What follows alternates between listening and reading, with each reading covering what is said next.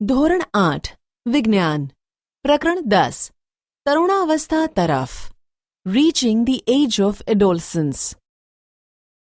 અગાઉના પ્રકરણમાં તમે અભ્યાસ કર્યો કે પ્રાણીઓ કેવી રીતે પ્રજનન કરે છે. મનુષ્ય તેમજ ઘણા બધા અન્ય પ્રાણીઓ એક નિશ્ચિત આયુષ્ય સુધી પહોંચ્યા પછી જ પ્રજનન કરે છે. મનુષ્ય એક નિશ્ચિત આયુષ્ય પછી જ કેમ પ્રજનન કરી શકે છે? આ પ્રકરણમાં તમે માનવ શરીરમાં થતા એવા પરિવર્તનોનો અભ્યાસ કરશો કે જેના પછી તે પ્રજનન માટે સક્ષમ બને છે. પ્રકરણ 9માં તમે મનુષ્યના પ્રજનન અંગો વિશે અભ્યાસ કરી ચૂક્યા છો. આ પ્રકરણમાં આપણે એવા અંતઃસ્ત્રાવો વિશે ચર્ચા કરીશું જે બાળકમાં થનારા પરિવર્તનોમાં મહત્વની ભૂમિકા ભજવે છે, જેના કારણે બાળકનો વિકાસ થઈ તે પુખ્ત બની જાય છે. તરુણાવસ્થા તેમજ યૌવનારંભ, અડોલસન્સ એન્ડ પ્યુબર્ટી. બુજો તેનો 12મો જન્મદિવસ ઉજવી રહ્યો હતો. મિત્રોના ગયા બાદ બુજોને પહેલી પોતાના માતા પિતાની સાથે વાતો કરવા લાગ્યા. પહેલી એક કન્યા વિદ્યાલયમાં અભ્યાસ કરે છે. તે હસવા લાગી. તેણે ટિપ્પણી કરી કે બુજોના કેટલાક મિત્રો જેઓને 1 વર્ષ બાદ મળી હતી તેઓની ઊંચાઈ એકાએક વધી ગઈ હતી. તેમાંથી કેટલાકને તો મૂછો ઉગવાથી કાર્ટૂન જેવા દેખાતા હતા. તેની માતાએ તેને સમજાવ્યું કે છોકરાઓ મોટા થઈ ગયા છે. જન્મના સમયથી જ વૃદ્ધિ ચાલુ થઈ જાય છે, પરંતુ 10 કે 11 વર્ષના આયુષ્ય પછી વૃદ્ધિમાં એકાએક ઝડપ આવી જાય છે. વૃદ્ધિ દેખાવા લાગે છે. શરીરમાં થનારા પરિવર્તન વૃદ્ધિ પ્રક્રિયાનો એક ભાગ છે. તે એ બાબતનો સંકેત છે કે તમે હવે બાળક નથી રહ્યા, પરંતુ તમે પુખ્તાવસ્થામાં પ્રવેશવા તરફ જઈ રહ્યા છો. શરીરમાં જોવા મળતા આ પરિવર્તનની સમયમર્યાદા ક્યાં સુધીની હોય છે? જીવનનો આ અલગ જ પડાવ છે જેમાં તમે બાળક પણ નથી રહ્યા અને પુખ્ત પણ નથી. હું જિજ્ઞાસુ છું કે શું બાલ્યકાળ અને પુખ્તાવસ્થાની મધ્યની આ અવસ્થાનું કોઈ વિશેષ નામ છે? વૃદ્ધિ એક કુદરતી પ્રક્રિયા છે. જીવનકાળની આ અવસ્થામાં શરીરમાં એવા પરિવર્તન થઈને પ્રજનનની પરિપક્વતા પ્રાપ્ત થાય છે, જેને તરુણાવસ્થા અડોલસન્સ કહેવાય છે. તરુણાવસ્થા લગભગ 11 વર્ષની ઉંમરથી પ્રારંભ થઈને 18 અથવા 19 વર્ષની ઉંમર સુધી રહે છે. આ અવધિ તરુણ એટલે કે ટીન્સ 13 થી 18 કે 19 સુધીની ઉંમર કહેવાતી હોવાથી તે અવસ્થાના બાળકોને તરુણો એટલે કે ટીનએજર્સ પણ કહેવામાં આવે છે. છોકરીઓમાં આ અવસ્થા છોકરાઓની સાપેક્ષે 1 કે 2 વર્ષ પહેલાં જ પ્રારંભ થઈ જાય છે. તરુણાવસ્થાની અવધિ વ્યક્તિઓમાં જુદી જુદી હોય છે. તરુણાવસ્થા દરમિયાન મનુષ્યના શરીરમાં અનેક બદલાવ આવે છે. આ બદલાવ યૌવનારંભનો એટલે કે પ્યુબર્ટી સંકેત છે. તેમાંથી સૌથી મહત્વનું પરિવર્તન છે છોકરા તેમજ છોકરીઓમાં પ્રજનન ક્ષમતાનો વિકાસ. તરુણોમાં પ્રજનન પરિપક્વતાની સાથે જ યૌવનારંભ સમાપ્ત થઈ જાય છે. યૌવનારંભમાં થતા ફેરફાર, ચેન્જીસ એટ પ્યુબર્ટી. ઊંચાઈમાં વધારો, ઇન્ક્રીઝ ઇન હાઇટ. ઊંચાઈમાં એકાએક વધારો યૌવનારંભ દરમિયાન થતો સૌથી મોટો દેખીતો બદલાવ છે. આ સમયે શરીરના લાંબા હાડકાઓ તેમજ હાથ અને પગના હાડકાઓની લંબાઈમાં વધારો થાય છે, જે વ્યક્તિને ઊંચો બનાવે છે. શરૂઆતમાં છોકરીઓ છોકરાઓની સરખામણીમાં વધારે ઝડપથી વધે છે, પરંતુ લગભગ 18 વર્ષની ઉંમર સુધી બંને પોતાની મહત્તમ ઊંચાઈ પ્રાપ્ત કરી લે છે. અલગ અલગ વ્યક્તિઓની ઊંચાઈમાં વૃદ્ધિનો દર પણ જુદો જુદો હોય છે. કેટલાક યૌવનારંભમાં તીવ્ર ગતિથી વધે છે તથા ત્યાર પછી તેની ગતિ ધીમી પડી જાય છે, જ્યારે કેટલાક ધીરે ધીરે વૃદ્ધિ પામે છે. હું ચિંતિત છું. હું ઊંચી થઈ ગઈ છું, પરંતુ શરીરની તુલનામાં મારો ચહેરો નાનો દેખાય છે. પહેલીએ ચિંતા કરવાની કોઈ જરૂર નથી. શરીરના બધા અંગો સમાન દરે વૃદ્ધિ નથી કરી શકતા. ક્યારેક ક્યારેક તરુણોના હાથ અથવા પગ શરીરની અન્ય અંગોની સાપેક્ષે મોટા દેખાય છે, પરંતુ બીજા અન્ય ભાગો પણ ઝડપથી વૃદ્ધિ કરીને શારીરિક પ્રમાણને સંતુલિત કરે છે. પરિણામે શરીર સુડોળ થઈ જાય છે. તમે નોંધ્યું હશે કે કોઈ વ્યક્તિની ઊંચાઈ તેના પરિવારના કોઈને કોઈક સભ્યો સાથે લગભગ સમાન હોય છે. તેનું કારણ એ છે કે ઊંચાઈ માતા પિતા દ્વારા પ્રાપ્ત જનીન પર આધાર રાખે છે. પરંતુ વૃદ્ધિના આ વર્ષોમાં ઉચિત પ્રકારનો સંતુલિત આહાર આવશ્યક છે. તે હાડકાઓ, સ્નાયુઓ તેમજ શરીરના અન્ય ભાગોને યોગ્ય રીતે વૃદ્ધિ કરવા માટે પર્યાપ્ત પોષણ પૂરું પાડવામાં મદદ કરે છે. તમે તરુણની પોષણ આવશ્યકતાઓના વિષયમાં આ પ્રકરણમાં આગળ અભ્યાસ કરશો. પ્રવૃત્તિ 10.1 નીચે આપેલા ચાર્ટમાં છોકરા અને છોકરીઓની ઉંમરની સાથે ઊંચાઈમાં થતા વધારાની ટકાવારીને દર્શાવવામાં આવેલ છે. કોલમ 2 અને કોલમ 3માં વ્યક્તિની ઊંચાઈને ટકાવારીમાં દર્શાવવામાં આવેલ છે, જે કોઈ નિશ્ચિત ઉંમરે પહોંચવાથી પ્રાપ્ત થાય છે. ઉંમરને કોલમ 1માં દર્શાવવામાં આવેલ છે. ઉદાહરણ સ્વરૂપે 11 વર્ષની ઉંમરે એક છોકરો તેની પૂર્ણ ઊંચાઈના 81% ઊંચાઈ પ્રાપ્ત કરી લે છે, જ્યારે એક છોકરી તેની પૂર્ણ ઊંચાઈના 88% ઊંચાઈ પ્રાપ્ત કરે છે. આપેલા આંકડા માત્ર નમૂનારૂપ છે, જે જુદી વ્યક્તિઓમાં જુદા પણ હોઈ શકે છે. તમારા મિત્રો માટે કોષ્ટકનો ઉપયોગ કરો અને તેની પૂર્ણ ઊંચાઈનું અનુમાન લગાવો અને તપાસ કરો કે તમારા વર્ગમાં કોણ સૌથી વધુ ઊંચું અને કોણ સૌથી વામન એટલે કે નીચું છે. પૂર્ણ ઊંચાઈ માટેની ગણતરી સેન્ટીમીટરમાં.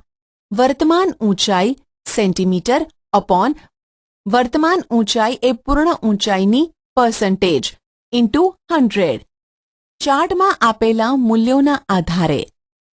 ઉદાહરણ: એક છોકરો કે જેની ઉંમર 9 વર્ષ છે તથા ઊંચાઈ 120 સેન્ટીમીટર છે, વૃદ્ધિકાળના અંતિમ તબક્કા પર તેની અંદાજિત ઊંચાઈ કેટલી હશે?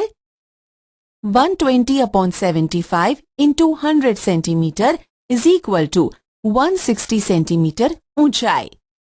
પ્રવૃત્તિ 10.2 પ્રવૃત્તિ 10.1માં આપેલી માહિતીનો ઉપયોગ કરીને એક આલેખ બનાવો. ઉંમરને એક્સ અક્ષ પર તથા ઊંચાઈની વૃદ્ધિની ટકાવારીને વાય અક્ષ પર લો. તમારી ઉંમરને આલેખ પર વિશિષ્ટ સ્વરૂપે નિર્દેશિત કરો. તમે ઊંચાઈની જે ટકાવારીને પ્રાપ્ત કરી ચૂક્યા છો તેની જાણકારી મેળવો. તમે અંતે જે ઊંચાઈને પ્રાપ્ત કરી શકશો તેની ગણતરી કરો. તમે તમારા આલેખની સરખામણી નીચે આપેલા આલેખ સાથે કરો. શારીરિક આકારમાં બદલાવ. Change in body shape. તમે નોંધ્યું હશે કે તમારા વર્ગમાં અભ્યાસ કરતા વિદ્યાર્થીઓના ખભા તેમજ છાતીનો ભાગ નીચલા ધોરણમાં અભ્યાસ કરતા વિદ્યાર્થીઓની સરખામણીએ પહોળો હોય છે. તેનું કારણ એ છે કે તેઓ યુવાનારંભમાં પ્રવેશ કરી ચૂક્યા છે. વૃદ્ધિના કારણે ખભાનો ભાગ ફેલાઈને પહોળો થઈ જાય છે. છોકરીઓમાં કમરની નીચેનો ભાગ પહોળો થઈ જાય છે. વૃદ્ધિના કારણે છોકરાઓમાં શરીરના સ્નાયુઓનો વિકાસ છોકરીઓના વિકાસની સરખામણીએ વધુ હોય છે. અર્થાત તરુણાવસ્થામાં છોકરા અને છોકરીઓમાં જોવા મળતા બદલાવ અલગ અલગ હોય છે. અવાજમાં બદલાવ. Voice change. શું તમે નોંધ્યું છે કે ક્યારેક ક્યારેક તમારા વર્ગમાં કેટલાક છોકરાઓનો અવાજ ફાટવા લાગે છે? યૌવનારંભમાં કંઠની ગ્રંથિ એટલે કે વોઇસ બોક્સ એટલે કે સ્વર પેટીમાં એટલે લેરિંગ્સ વૃદ્ધિની શરૂઆત થાય છે. છોકરાઓની સ્વરપેટી વિકાસ પામીને અપેક્ષાકૃત મોટી થઈ જાય છે. છોકરાઓમાં મોટી થયેલી સ્વરપેટી ગળાના ભાગમાં બહારની તરફ ઉપસી આવે છે, જેને કંઠમણી એટલે કે એડમ્સ એપલ કહે છે. છોકરીઓમાં સ્વરપેટી તેના નાના કદને લીધે માંડ દેખાતી હોય છે. સામાન્ય રીતે છોકરીઓનો અવાજ ઊંચો અને તીણો હોય છે, જ્યારે છોકરાઓનો અવાજ ભારે હોય છે. તરુણાવસ્થાના છોકરાઓમાં ક્યારેક ક્યારેક સ્વરપેટીના સ્નાયુઓમાં અનિયંત્રિત વૃદ્ધિ થઈ જાય છે અને અવાજ ઘોઘરો થઈ જાય છે. આ સ્થિતિ કેટલાક દિવસો અથવા કેટલાક અઠવાડિયા સુધી રહે છે, જેના પછી અવાજ સામાન્ય થઈ જાય છે. મારા અનેક સહપાઠીઓનો અવાજ ઘોઘરો છે. હવે હું જાણી ચૂક્યો છું કે આવો અવાજ કેમ હોય છે. પ્રસ્વેદ અને તૈલી ગ્રંથિઓની ક્રિયાશીલતામાં વધારો. Increased activity of sweat and sebaceous glands. પ્રસ્વેદ અને તૈલી ગ્રંથિઓનો સ્ત્રાવ તરુણાવસ્થામાં વધી જાય છે. આ ગ્રંથિઓની વધારે પડતી ક્રિયાશીલતાને કારણે કેટલીક વ્યક્તિઓના ચહેરા પર ફોડલીઓ અને ખીલ વગેરે થઈ જાય છે. પ્રસ્વેદ ગ્રંથિઓ, તૈલ ગ્રંથિઓ તથા લાળ ગ્રંથિઓ જેવી કેટલીક ગ્રંથિઓ પોતાનો સ્ત્રાવ વાહિનીઓ દ્વારા કરે છે. અંતઃસ્ત્રાવી ગ્રંથિઓ અંતઃસ્ત્રાવોને સીધા રુધિર પ્રવાહમાં મુક્ત કરે છે. આથી તેને નલિકા વિહીન ગ્રંથિઓ પણ કહે છે. પ્રજનન અંગોનો વિકાસ. Development of sex organs. અગાઉના પ્રકરણમાં દર્શાવેલી આકૃતિ 9.1 તેમજ 9.2માં દર્શાવવામાં આવેલા માનવ પ્રજનનાંગોના અભ્યાસ કરો. યૌવનારંભમાં નર પ્રજનન અંગો જેવા કે શુક્રપિંડ તેમજ શિશ્ન પૂર્ણતઃ વિકસિત થઈ જાય છે. શુક્રપિંડમાંથી શુક્રકોષોનું ઉત્પાદન શરૂ થઈ જાય છે. છોકરીઓમાં અંડપિંડ કદમાં વધે છે તથા અંડકોષો પરિપક્વ થવા લાગે છે. અંડપિંડમાંથી અંડકોષોનું મુક્ત થવાનું શરૂ થઈ જાય છે. માનસિક, બૌદ્ધિક તેમજ સંવેદનાત્મક પરિપક્વતા પ્રાપ્ત થવી. Reaching mental, intellectual and emotional maturity. તરુણાવસ્થા વ્યક્તિની વિચારસરણીમાં પરિવર્તનની પણ અવસ્થા છે. પહેલાની સાપેક્ષે કિશોર વધારે સ્વતંત્ર તેમજ પોતાની તરફ વધારે સચેત હોય છે. તેનામાં બૌદ્ધિક વિકાસ પણ થાય છે તથા તે વિચારવામાં વધારે સમય લે છે. વાસ્તવમાં કોઈ પણ વ્યક્તિના જીવનમાં આ એ સમય છે કે જેમાં તેના મગજની શીખવાની ક્ષમતા સર્વાધિક હોય છે. ક્યારેક ક્યારેક તરુણ શારીરિક તેમજ માનસિક બદલાવ પ્રત્યે અનુકૂળ થવા પ્રયત્ન કરે છે ત્યારે પોતાને અસુરક્ષિત અનુભવે છે. પરંતુ તરુણ હોવાને નાતે તમારે સમજવું જોઈએ કે અસુરક્ષિત મહેસૂસ કરવાનું કોઈ પણ કારણ નથી. આ બદલાવ એક કુદરતી બદલાવ છે જે શારીરિક વૃદ્ધિના કારણે ઉત્પન્ન થઈ રહ્યા છે. ગૌણ જાતીય લક્ષણો. Secondary sexual characters. તમે પ્રકરણ 9માં અભ્યાસ કરી ચૂક્યા છો કે શુક્રપિંડ તેમજ અંડપિંડ પ્રજનન અંગ છે. તે જન્યુઓ જેવા કે શુક્રકોષો અને અંડકોષોને ઉત્પન્ન કરે છે. યૌવનારંભમાં છોકરીઓના સ્તનનો વિકાસ થવા લાગે છે તથા છોકરાઓના ચહેરા પર વાળ ઉગવા લાગે છે, એટલે કે દાઢી મૂછ ઉગવા લાગે છે. આ લક્ષણો છોકરીઓને છોકરાઓથી અલગ પાડે છે.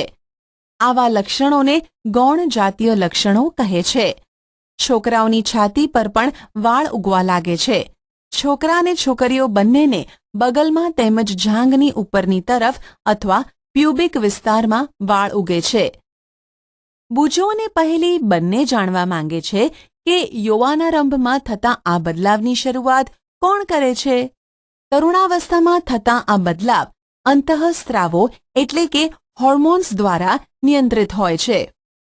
અંતઃસ્ત્રાવ એ રાસાયણિક પદાર્થ છે. તે અંતઃસ્ત્રાવી ગ્રંથિઓ એટલે કે એન્ડોક્રાઇન ગ્લેન્ડ્સ અથવા અંતઃસ્ત્રાવી તંત્રો દ્વારા ઉત્પન્ન કરવામાં આવે છે. યૌવનારંભની સાથે જ શુક્રપિંડ નર અંતઃસ્ત્રાવ અથવા ટેસ્ટોસ્ટેરોનનું નિર્માણ ચાલુ કરી દે છે. આ અંતઃસ્ત્રાવ છોકરાઓમાં બદલાવનું કારણ છે, જેના વિશે તમે હમણાં જ અભ્યાસ કર્યો છે. ઉદાહરણ તરીકે ચહેરા પર વાળ ઉગવા. છોકરીઓમાં યૌવનારંભની સાથે અંડપિંડ માદા અંતઃસ્ત્રાવ અથવા ઇસ્ટ્રોજન ઉત્પન્ન કરવાનું શરૂ કરી દે છે, જેનાથી સ્તન વિકસિત થઈ જાય છે. દૂધસ્ત્રાવી ગ્રંથિઓ સ્તનની અંદર વિકસિત થઈ જાય છે.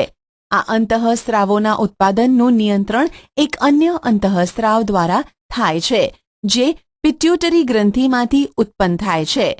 પ્રજનનિક કાર્યોની શરૂઆત કરવામાં અંતઃસ્ત્રાવોનો ફાળો. Role of hormones in initiating reproductive function. અંતઃસ્ત્રાવી ગ્રંથિઓ અંતઃસ્ત્રાવને રુધિરમાં સીધા જ ઠાલવે છે, જેનાથી તે શરીરના વિશિષ્ટ ભાગ અથવા લક્ષ્યાંક સ્થળ સુધી પહોંચી શકે. લક્ષ્યાંક સ્થળ અંતઃસ્ત્રાવ સાથે પ્રતિક્રિયા કરે છે. આપણા શરીરમાં અનેક અંતઃસ્ત્રાવી ગ્રંથિઓ કે નલિકાવિહીન ગ્રંથિઓ છે. શુક્રપિંડ તેમજ અંડપિંડ જાતીય અંતઃસ્ત્રાવોને ઉત્પન્ન કરે છે. તમે હમણાં જ અભ્યાસ કર્યો કે આ અંતઃસ્ત્રાવો ગૌણ જાતીય લક્ષણો માટે જવાબદાર છે. જાતીય અંતઃસ્ત્રાવો પણ પિટ્યુટરી ગ્રંથિ દ્વારા સ્ત્રાવિત અંતઃસ્ત્રાવના નિયંત્રણમાં હોય છે. પિટ્યુટરી ગ્રંથિ અનેક અંતઃસ્ત્રાવો ઉત્પન્ન કરે છે, જેમાંથી એક અંતઃસ્ત્રાવ અંડપિંડમાં અંડકોષ તેમજ શુક્રપિંડમાં શુક્રકોષોના પરિપક્વનને નિયંત્રિત કરે છે. પિટ્યુટરી ગ્રંથિમાંથી સ્ત્રાવિત અંતઃસ્ત્રાવ પ્રજનન અંગોને ટેસ્ટેસ્ટરોન નરમાં તથા ઇસ્ટ્રોજોન માદામાં ઉત્પન્ન કરવા માટે પ્રેરિત કરે છે. રુધિર પ્રવાહમાં મુક્ત થાય છે તથા શરીરના વિભિન્ન ભાગો એટલે કે લક્ષ્યાંક સ્થળ સુધી પહોંચે છે. યૌવનારંભ દરમિયાન શરીરમાં પરિવર્તનોને ઉત્તેજિત કરે છે. પહેલી અને બૂજો હવે સમજી ગયા છે કે યૌવનારંભ વ્યક્તિના પ્રજનન અવધિનો પ્રારંભ છે, જ્યારે વ્યક્તિ પ્રજનન ક્ષમતા પ્રાપ્ત કરે છે.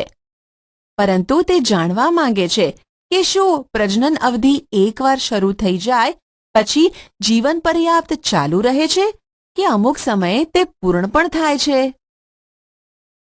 મનુષ્યમાં પ્રજનન કાળની અવધિ, reproductive phase of life in humans. જ્યારે તરુણોના શુક્રપિંડ તથા અંડપિંડ જન્યુઓ ઉત્પન્ન કરવા લાગે છે ત્યારે તે પ્રજનન યોગ્ય થઈ જાય છે. જન્યુઓની પરિપક્વતા તેમજ ઉત્પાદનની ક્ષમતા પુરુષોમાં સ્ત્રીઓની સરખામણીએ વધારે હોય છે. સ્ત્રીઓમાં પ્રજનન અવસ્થાનો પ્રારંભ યૌવનારંભ એટલે કે 10 થી 12 વર્ષની ઉંમરથી થઈ જાય છે તથા સામાન્ય રીતે 45 થી 50 વર્ષની ઉંમર સુધી ચાલ્યા કરે છે. યૌવનારંભથી અંડકોષો પરિપક્વ થવા લાગે છે. અંડપિંડોમાં એક અંડકોષ પરિપક્વ થાય છે તથા લગભગ 28 થી 30 દિવસોના અંતરાલ પર કોઈ પણ એક અંડપિંડ દ્વારા મુક્ત થાય છે. આ સમયમાં ગર્ભાશયની દિવાલ જાડી થઈ જાય છે, જેનાથી તે અંડકોષના મુક્ત થયા બાદ યુગ્મનજને ગ્રહણ કરી શકે, જેના ફળ સ્વરૂપે ગર્ભધારણ થાય છે. જો અંડકોષનું ફલન ના થાય તો તેવી સ્થિતિમાં અંડકોષ તથા ગર્ભાશયનું મોટું સ્તર તેમજ તેની રુધિર વાહિનીઓ સાથે તૂટવા લાગે છે. તેનાથી સ્ત્રીઓમાં રક્તસ્રાવ થાય છે, જેને ઋતુસ્રાવ અથવા રજોસ્રાવ એટલે કે મેન્સ્યુરેશન કહે છે. ઋતુસ્રાવ લગભગ 28 થી 30 દિવસોમાં એકવાર થાય છે. પહેલો ઋતુસ્રાવ યૌવનારંભની શરૂઆતમાં થાય છે, જેને રજોદર્શન એટલે કે મેનાર્ક કહે છે. લગભગ 45 થી 50 વર્ષની ઉંમરે ઋતુસ્રાવ થવાનું બંધ થઈ જાય છે. ઋતુસ્રાવ બંધ થઈ જવાની ક્રિયાને રજોનિવૃત્તિ એટલે કે મેનોપોઝ કહે છે. પ્રારંભમાં ઋતુસ્રાવ ચક્ર અનિયમિત હોઈ શકે છે તથા તેને નિયમિત થવામાં કેટલોક સમય લાગે છે. પહેલી કહે છે કે સ્ત્રીમાં પ્રજનનકાળની અવધિ રજોદર્શનની રજોનિવૃત્તિ સુધીની હોય છે. શું તે સાચું કહે છે? ઋતુસ્રાવ ચક્રનું નિયંત્રણ અંતઃસ્ત્રાવો દ્વારા થાય છે. આ ચક્રમાં અંડકોષનું પરિપક્વ થવું, તેનું મુક્ત થવું એટલે કે અંડપાત, ગર્ભાશયની દિવાલનું જાડું થવું તેમજ ફલન ન થવું જેવી સ્થિતિમાં તેનું તૂટવું વગેરે તેમાં સામેલ છે. જો અંડકોષનું ફલન થઈ જાય છે તો તે વિભાજન કરે છે તથા ગર્ભાશયમાં વિકાસ થવા માટે સ્થાપિત થાય છે, જેનો તમે અગાઉના પ્રકરણ 9માં અભ્યાસ કર્યો છે. સંતતિનું લિંગ નિશ્ચયન કેવી રીતે થાય છે?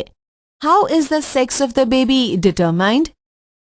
મેં મારી મમ્મી અને મારી કાકીને વાત કરતા સાંભળ્યા છે કે મારી પિતરાઈ બહેનને બાળક આવવાનું છે.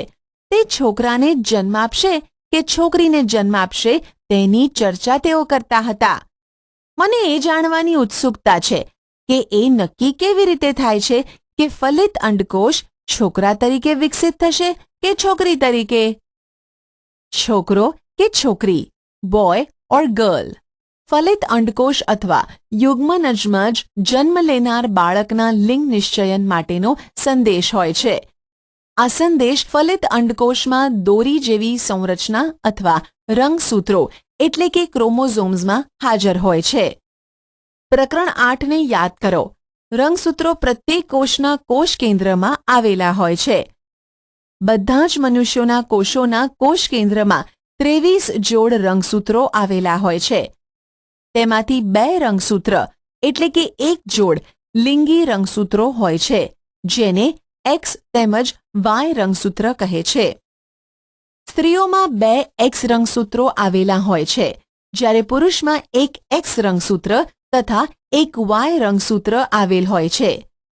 જનન કોષો એટલે કે શુક્રકોષ અથવા અંડકોષમાં રંગસૂત્રોની એક જોડ હોય છે. અફલિત અંડકોષમાં હંમેશા એક X રંગસૂત્ર આવેલું હોય છે, પરંતુ શુક્રકોષો 2 પ્રકારના હોય છે, જેમાંથી એક પ્રકારના શુક્રકોષમાં X રંગસૂત્ર તેમજ બીજા પ્રકારના શુક્રકોષમાં Y રંગસૂત્ર આવેલ હોય છે. આકૃતિ 10.4 ને જુઓ. જ્યારે X રંગસૂત્રવાળો શુક્રકોષ અંડકોષનું ફલન કરે છે તો યુગ્મનજમાં 2 X રંગસૂત્રો થાય છે. તેથી તે માદા શિશુમાં વિકાસ પામે છે. પરંતુ જો અંડકોષનું ફલન કરવાવાળા શુક્રકોષમાં Y રંગસૂત્ર હશે તો તે યુગ્મનજ નર શિશુમાં વિકાસ પામશે.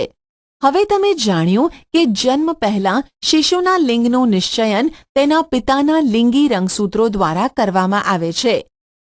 એ ધારણા હતી કે બાળકનું લિંગ તેની માતા દ્વારા નક્કી કરવામાં આવે છે તે સંપૂર્ણપણે ખોટી છે અને આ માટે તેને દોષિત માનવી અયોગ્ય છે. લિંગી અંતઃસ્ત્રાવો સિવાય અન્ય અંતઃસ્ત્રાવો. Hormones other than sex hormones. Pituitary ગ્રંથિ દ્વારા સ્ત્રવતા અંતઃસ્ત્રાવો જનનાંગોને અનેક અંતઃસ્ત્રાવો ઉત્પન્ન કરવા માટે ઉત્તેજિત કરે છે. તમે અભ્યાસ કરી ચૂક્યા છો કે પિટ્યુટરી ગ્રંથિ એક અંતઃસ્ત્રાવી ગ્રંથિ છે જે મગજ સાથે જોડાયેલ છે. પિટ્યુટરી ગ્રંથિ શુક્રપિંડ તેમજ અંડપિંડ સિવાય આપણા શરીરમાં થાઇરોઇડ, સ્વાદુપિંડ તેમજ એડ્રિનલ એટલે કે અધિવૃક્ક જેવી કેટલીક અન્ય અંતઃસ્ત્રાવી ગ્રંથિઓ પણ છે. બુજોને પહેલીને યાદ છે જ્યારે તે તેની માસીને ઘરે ગયા હતા જે ડોક્ટર હતા ત્યારે તેમણે ત્યાં કાકા નામના છોકરાને જોયો હતો, જેનું ગળું વધારે પડતું ફૂલેલું હતું. તેમની માસીએ તેમને જણાવ્યું કે કાકા ગોઈટર નામના રોગથી પીડાતો હતો, જે થાઇરોઇડ ગ્રંથિ એટલે કે થાઇરોઇડ ગ્લેન્ડનો રોગ છે. કાકાની થાઇરોઇડ ગ્રંથિ થાઇરોક્સિન અંતઃસ્ત્રાવ ઉત્પન્ન કરતી ન હતી. તેમની માસીએ એ પણ જણાવ્યું કે તેમના માસા મધુપ્રમેહ એટલે કે ડાયાબિટીસથી પીડાય છે, કારણ કે તેમનો સ્વાદુપિંડ ઇન્સ્યુલિન અંતઃસ્ત્રાવ પર્યાપ્ત માત્રામાં ઉત્પન્ન નથી કરતું. બુજો તેમજ પહેલીએ તેમના દવાખાનામાં લટકાવેલા ચાર્ટમાં દર્શાવવામાં આવેલ એડ્રિનલ ગ્રંથિ વિશે પૂછ્યું. તેમની માસીએ તેમને જણાવ્યું કે એડ્રિનલ ગ્રંથિ એવા અંતઃસ્ત્રાવને ઉત્પન્ન કરે છે જે રુધિરમાં ક્ષારની માત્રાને સંતુલનમાં રાખે છે. એડ્રિનલ ગ્રંથિ એડ્રીનાલિન નામનો અંતઃસ્ત્રાવ ઉત્પન્ન કરે છે. એડ્રીનાલિન સ્ત્રાવ ગુસ્સો, ચિંતા તથા ઉત્તેજનાની અવસ્થામાં તણાવની સ્થિતિને નિયંત્રણમાં રાખવાનું કાર્ય કરે છે. થાઇરોઇડ તેમજ એડ્રિનલ ગ્રંથિ પિટ્યુટરી ગ્રંથિ દ્વારા સ્ત્રવિત અંતઃસ્ત્રાવોના માધ્યમ દ્વારા મળતા આદેશ અનુસાર જ પોતાના અંતઃસ્ત્રાવોને મુક્ત કરે છે. પિટ્યુટરી ગ્રંથિ વૃદ્ધિ અંતઃસ્ત્રાવ પણ ઉત્પન્ન કરે છે, જે વ્યક્તિની સામાન્ય વૃદ્ધિ માટે જરૂરી છે. શું અન્ય પ્રાણીઓ પણ અંતઃસ્ત્રાવ ઉત્પન્ન કરે છે? શું પ્રજનન પ્રક્રિયાઓમાં તેઓનું કાંઈ પણ યોગદાન છે? કીટકો અને દેડકામાં જીવનચક્ર પૂર્ણ કરવા માટે અંતઃસ્ત્રાવોનો ફાળો. Role of hormones in completing the life history of insects and frogs. તમે રેશમના કીડા અને દેડકાના જીવનચક્ર વિશે તો અભ્યાસ કરી જ ચૂક્યા છો. ઈયળને વયસ્ક ફૂદામાં રૂપાંતર થવા સુધી અનેક તબક્કામાંથી પસાર થવું પડે છે. ધોરણ 7માં અભ્યાસ કરેલ રેશમના કીડાના જીવનચક્રને યાદ કરો. તેવા જ પ્રકારે ટેડપોલને પણ પુખ્ત દેડકો બનવા માટે અનેક તબક્કામાંથી પસાર થવું પડે છે. પ્રકરણ 9. લાર્વામાંથી પુખ્ત બનવાના આવા પરિવર્તનને કાયાંતરણ કહે છે. કીટકોમાં કાયાંતરણનું નિયંત્રણ કીટ અંતઃસ્ત્રાવો દ્વારા થાય છે. દેડકામાં થાઇરોઇડ દ્વારા સ્ત્રવિત અંતઃસ્ત્રાવ થાઇરોક્સિન વડે તેનું નિયમન થાય છે. થાઇરોક્સિનના ઉત્પાદન માટે પાણીમાં આયોડિનની હાજરી આવશ્યક હોય છે. ટેડપોલ જે પાણીમાં વૃદ્ધિ કરી રહ્યા હોય તેમાં જો પર્યાપ્ત માત્રામાં આયોડિન ન હોય તો ટેડપોલ પુખ્ત દેડકામાં પરિવર્તિત થતો નથી. જો વ્યક્તિના આહારમાં પર્યાપ્ત આયોડિન ન હોય તો શું તેને થાઇરોક્સિનની ઉણપથી ગોઈટર થઈ જશે? કોઈ સામાયિક અથવા ડોક્ટર પાસેથી માહિતી એકત્રિત કરો અને આયોડિનયુક્ત મીઠાના મહત્વ પર એક નોંધ તૈયાર કરો. તમે તેની જાણકારી ઇન્ટરનેટ દ્વારા પણ મેળવી શકો છો. સ્વાસ્થ્ય હેલ્થ. વ્યક્તિની શારીરિક તેમજ માનસિક તંદુરસ્તી તે વ્યક્તિનું સ્વાસ્થ્ય કહેવાય છે. કોઈ પણ ઉંમરની વ્યક્તિના શરીરને સ્વસ્થ રાખવા માટે તેને સંતુલિત આહારની જરૂરિયાત હોય છે. વ્યક્તિએ પોતાની સ્વચ્છતાનું ધ્યાન રાખવું જોઈએ તેમજ પર્યાપ્ત શારીરિક કસરત પણ કરવી જોઈએ. તરુણાવસ્થામાં જ્યારે શરીર વૃદ્ધિ કરે છે ત્યારે ઉપરની બાબત અત્યંત આવશ્યક થઈ જાય છે. તરુણની પોષણ આવશ્યકતાઓ ન્યુટ્રિશનલ નીડ્સ ઓફ ધી એડોલસન્સ. તરુણાવસ્થા તીવ્ર વૃદ્ધિ તેમજ વિકાસની અવસ્થા છે. આથી કોઈ પણ તરુણના આહારનું આયોજન અત્યંત કાળજીપૂર્વક કરવું જોઈએ. તમે અભ્યાસ કરી ચૂક્યા છો કે સંતુલિત આહાર એટલે કે બેલેન્સ ડાયટ શું છે. યાદ કરો કે સંતુલિત આહારનો અર્થ એ છે કે ખોરાકમાં પ્રોટીન, કાર્બોદિત, ચરબી એટલે કે ફેટ, વિટામિન તેમજ ખનિજ ક્ષારોની પર્યાપ્ત માત્રામાં હાજરી. આપણું ભારતીય ભોજન જેમાં રોટલી, ભાત, દાળ તેમજ શાકભાજી હોય છે તે એક સંતુલિત આહાર છે. દૂધ પોતે જ એક સંતુલિત આહાર છે. ફળ પણ આપણને પોષણ આપે છે. શિશુઓને માતાના દૂધમાંથી સંપૂર્ણ પોષણ પ્રાપ્ત થાય છે જેની તેઓને જરૂરિયાત હોય છે. લોહ તત્વ એટલે કે આયન રુધિરનું નિર્માણ કરે છે તથા લોહથી ભરપૂર ખોરાક જેવા કે લીલા પાંદડાવાળા શાકભાજી, ગોળ, માંસ, સંતરા, આમળા વગેરે કિશોરો માટે સારા છે. તમારા બપોરના તથા રાત્રિના ભોજનના ખાદ્ય પદાર્થોની તપાસ કરો. શું ભોજન સંતુલિત તેમજ પોષક છે? શું તેમાં એવા ખાદ્ય પદાર્થો સામેલ છે જે ઊર્જા પ્રદાન કરે છે તથા શું તેમાં દૂધ, માંસ, ધાન્યો તેમજ કઠોળ સમાવિષ્ટ છે જે વૃદ્ધિ માટે પ્રોટીન પ્રદાન કરે છે? શું તેમાં ચરબી તેમજ શર્કરા પણ સામેલ છે જે ઊર્જા પ્રદાન કરે છે? ફળ અને શાકભાજી વિશે શું ખ્યાલ છે જે રક્ષણાત્મક ખોરાક છે? ચિપ્સ તથા પેકિંગ ફૂડ અથવા ડબ્બામાં બંધ ખોરાક સ્વાદિષ્ટ હોય છે પરંતુ તેને નિયમિત ભોજનના ભોગે ન ખાવા જોઈએ કારણ કે તેમાં પોષણ માત્રા પર્યાપ્ત હોતી નથી. પ્રવૃત્તિ 10.4. તમારા મિત્રોનું એક જૂથ બનાવો. એવા ખાદ્ય પદાર્થોના નામ લખો જે તમે ગઈકાલે નાસ્તામાં, બપોરે કે પછી સાંજના ભોજનમાં ખાધા હોય.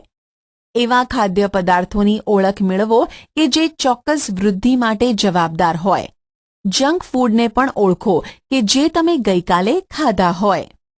પ્રવૃત્તિ 10.5. આકૃતિ 10.6 માંથી પ્રેરણા લઈ ચાર્ટ અથવા પોસ્ટર બનાવો અને તમારા વર્ગમાં ચોંટાડો જેનાથી તમે કિશોરના આહાર પ્રત્યેની આવશ્યકતાઓથી સચેત રહો. તેના માટે તમે તમારી રચનાત્મક શક્તિનો ઉપયોગ કરી તેને વિજ્ઞાપન સ્વરૂપે પણ પ્રદર્શિત કરી શકો છો. તમે આ વિષય પર સ્પર્ધાનું પણ આયોજન કરી શકો છો. વ્યક્તિગત સ્વચ્છતા પર્સનલ હાઇજીન. પ્રત્યેક વ્યક્તિએ દરરોજ સ્નાન કરવું જોઈએ.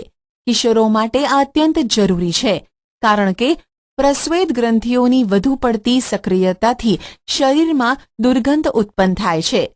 શરીરના બધા જ ભાગોને સ્નાન કરતી વખતે સારી રીતે સાફ કરવા જોઈએ. જો સફાઈ ન રાખવામાં આવે તો બેક્ટેરિયલ સંક્રમણ એટલે કે ચેપ થવાનો ખતરો રહે છે. છોકરીઓએ ઋતુસ્રાવ દરમિયાન સફાઈનું વિશેષ ધ્યાન રાખવું જોઈએ.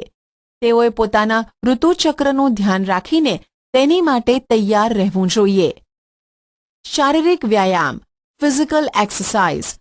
ખુલ્લી હવા એટલે કે તાજી હવામાં ફરવું તથા રમવું શરીરને ચુસ્ત તેમજ સ્વસ્થ રાખે છે.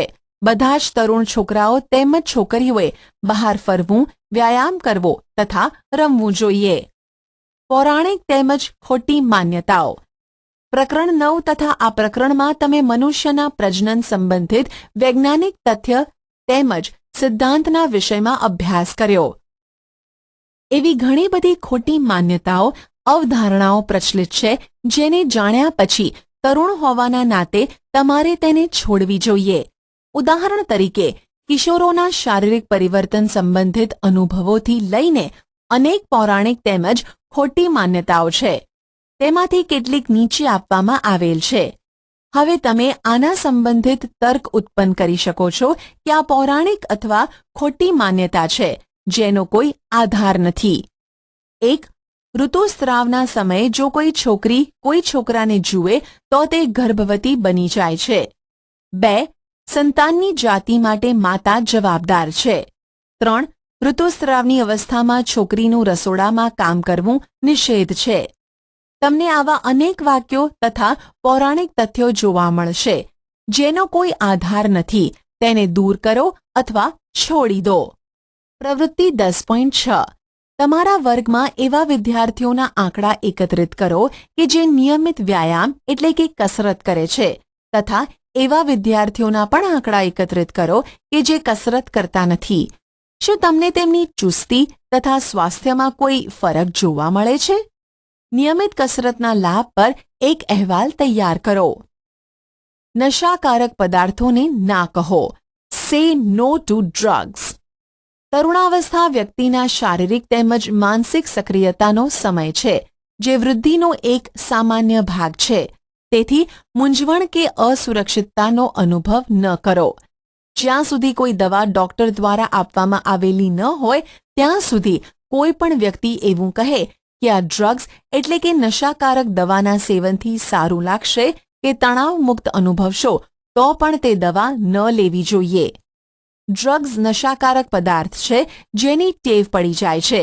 જો તમે તેનું સેવન એકવાર કરો છો તો તમને સતત લેવાની ઈચ્છા થાય છે, પરંતુ આગળ જતા તે હાનિકારક છે જે સ્વાસ્થ્ય તેમજ ખુશી બંનેને બરબાદ કરી દે છે. તમે એઇડ્સના વિશે તો ચોક્કસ સાંભળ્યું હશે જે HIV નામના ખતરનાક વાયરસ દ્વારા થાય છે. આ વાયરસ એક રોગગ્રસ્ત વ્યક્તિથી સ્વસ્થ વ્યક્તિમાં ડ્રગ્સના ઉપયોગ કરવાવાળી સિરિંજ દ્વારા પણ થઈ શકે છે. વાયરસનું સંક્રમણ બીજા માધ્યમ જેવા કે પીડિત એટલે કે રોગી માતા દ્વારા સંતાનમાં દૂધ દ્વારા થઈ શકે છે. HIVથી પીડાતા વ્યક્તિની સાથે જાતીય સંપર્ક બનાવવાથી પણ આ રોગ ફેલાઈ શકે છે. તરુણી દ્વારા ગર્ભધારણ. એડોલસન્ટ પ્રેગ્નન્સી. તમે ચોક્કસપણે જાણતા હશો કે આપણા દેશમાં છોકરીઓ માટે લગ્નની ઉંમર 18 વર્ષ અને છોકરાઓ માટે 21 વર્ષની છે.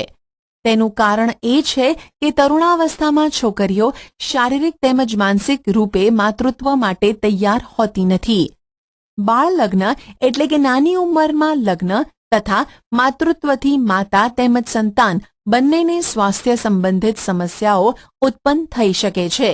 તેનાથી યુવા સ્ત્રીઓમાં વ્યવસાય ક્ષેત્રમાં પણ ઘટાડો થાય છે કારણ કે માતૃત્વની જવાબદારી ઉઠાવવા માટે સક્ષમ હોતી નથી.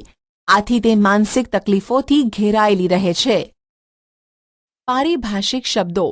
કંઠમણી, એડમ્સ એપલ, તરુણાવસ્થા, એડોલસન્સ, એડ્રીનેલિન, સંતુલિત આહાર, બેલેન્સ્ડ ડાયટ, અંતઃસ્ત્રાવી ગ્રંથિઓ, એન્ડોક્રાઇન ગ્લેન્ડ્સ, ઇસ્ટ્રોજન, અંતઃસ્ત્રાવો, હોર્મોન્સ, ઇન્સ્યુલિન, પિટ્યુટરી ગ્રંથિ, પિટ્યુટરી ગ્લેન્ડ, યૌવનારંભ, પ્યુબર્ટી, પ્રજનનાત્મક સ્વાસ્થ્ય, રિપ્રોડક્ટિવ હેલ્થ, ગૌણ જાતીય લક્ષણ, સેકન્ડરી સેક્સ્યુઅલ કેરેક્ટર્સ, જાતીય રંગસૂત્રો, સેક્સ ક્રોમોઝોમ્સ, લક્ષ્યાંક સ્થાન, ટાર્ગેટ સાઇટ, ટેસ્ટોસ્ટેરોન, થાઇરોક્સિન, સ્વર પેટી, વોઇસ બોક્સ. તમે શું શીખ્યા? યૌવનારંભ થવાની સાથે વ્યક્તિ પ્રજનન માટે સક્ષમ થઈ જાય છે. 11 વર્ષની ઉંમરથી 19 વર્ષની ઉંમર તરુણાવસ્થા કહેવાય છે. યૌવનારંભની શરૂઆત થવાથી પ્રજનન અંગોની વૃદ્ધિ થાય છે તથા શરીરના વિભિન્ન સ્થાનો પર વાળ ઉગવા લાગે છે. છોકરીઓમાં સ્તન વિકસિત થાય છે તથા છોકરાઓમાં ચહેરા પર દાઢી મૂછ આવી જાય છે. તરુણાવસ્થામાં સ્વરપેટીની વૃદ્ધિ થવાને કારણે છોકરાઓનો અવાજ ઘોઘરો થવા લાગે છે. તરુણાવસ્થામાં ઊંચાઈમાં વધારો થાય છે. યૌવનારંભ તેમજ પ્રજનન અંગોનું પરિપક્વ થવું અંતઃસ્ત્રાવો દ્વારા નિયંત્રિત હોય છે. અંતઃસ્ત્રાવો અંતઃસ્ત્રાવી ગ્રંથિઓ દ્વારા સ્ત્રાવિત પદાર્થ છે જે સીધા રુધિરમાં ઠલવાય છે. પિટ્યુટરી ગ્રંથિ અંતઃસ્ત્રાવ સ્ત્રાવિત કરે છે જેને વૃદ્ધિ અંતઃસ્ત્રાવ તથા અન્ય ગ્રંથિઓ જેવી કે શુક્રપિંડ, અંડપિંડ, થાઇરોઇડ તથા એડ્રિનલ ગ્રંથિના અંતઃસ્ત્રાવોને સ્રવિત કરવા માટે પ્રેરિત કરે છે. સ્વાદોપિંડ ઇન્સ્યુલિનનો, થાઇરોઇડ ગ્રંથિ થાઇરોક્સિનનો તથા એડ્રિનલ ગ્રંથિ એડ્રિનાલિન અંતઃસ્ત્રાવોનો સ્ત્રાવ કરે છે. ટેસ્ટોસ્ટેરોન નર અંતઃસ્ત્રાવ છે તથા ઇસ્ટ્રોજન માદા અંતઃસ્ત્રાવ છે. ગર્ભાશયની દિવાલ ફલિત અંડકોષને ગ્રહણ કરવા માટે પોતાની જાતે તૈયાર કરે છે. ફલન ન થવાની સ્થિતિમાં ગર્ભાશયની દિવાલની અંદરની જાડી સપાટી તૂટી જાય છે અને રુધિરની સાથે શરીરની બહાર નીકળી જાય છે. તેને ઋતુસ્ત્રાવ અથવા રજોસ્ત્રાવ કહે છે. ન જન્મેલા શિશુની જાતિ એ બાબત પર આધાર રાખે છે કે ફલિતાંડમાં XX રંગસૂત્ર છે કે XY રંગસૂત્ર છે. તરુણાવસ્થામાં સંતુલિત આહાર લેવો તથા વ્યક્તિગત સ્વચ્છતાનું પાલન કરવું મહત્વપૂર્ણ છે.